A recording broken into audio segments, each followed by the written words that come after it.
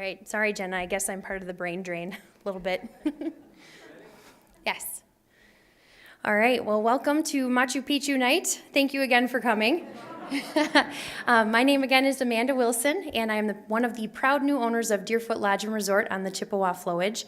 I want to start with a question and just find out how many of you took a lake resort vacation as a kid? Okay. Oh, good. All right. I'm among friends. Well, Deerfoot Lodge and Resort, we are your traditional up north summer vacation destination. We have 9 housekeeping cabins, a 9-room motel, a full liquor bar and grill. That was important. And we're situated on the beautiful point that you see there so that all the cabins and the motel and the bar have a great view of the Chippewa Flowage. The Chippewa Flowage is only 5 hours from Madison, and it's Wisconsin's largest wilderness lake. So it's 15,000 acres, and only 5% of the shoreline is developed. So if you think about Lake Mendota, Chippewa Flowage is going to be the closest thing you can get to Canada this far south. So it's a beautiful destination. If you've ever been there, you might know that it's not only a destination in the summer, but it's also a destination in the winter. We have snowmobilers, ice fishing enthusiasts, skiers, you name it. And the winter business is a lot more weather dependent than the summer business. So if you're planning a Pecha Kucha on mastering the art of snow dancing, talk to me afterwards. I want to know you. We're fortunate to have a dedicated crew of 4 owners at the resort, as Brian mentioned. It's my husband and my parents, and it's a very great setup. We've got a lot of complementary skills. We've got the business background. We've got the maintenance, the tech savvy, the funding. That was good. And then that family trust that comes with a family business. So Hayward is an area where there are a lot of world-class events. In fact, tomorrow morning, bright and early, snow and everything, I'm headed right back to Hayward because the American Birkebeiner ski race is in town this weekend, and our tiny town skyrockets to more than 30,000 people in just one weekend. So it's going to be good times.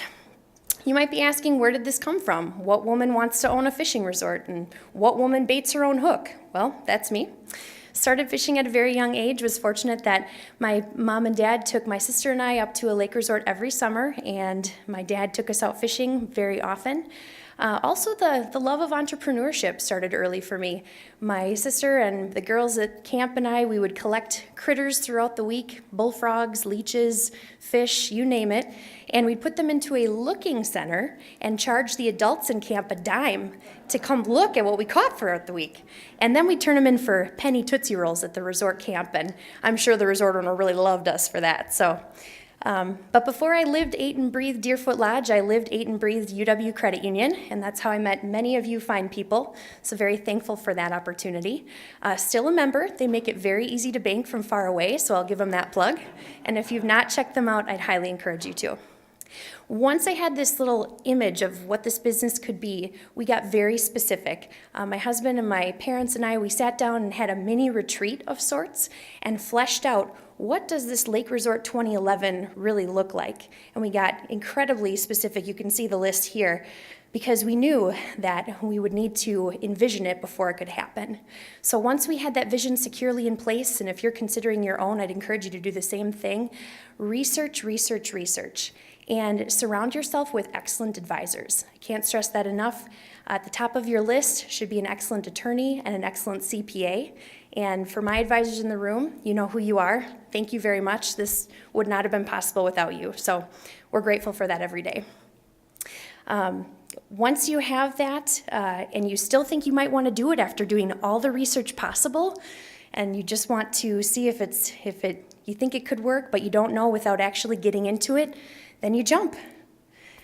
And I don't think I looked quite as graceful as these people, but I do know that it was about as terrifying as what I'm going to do right now.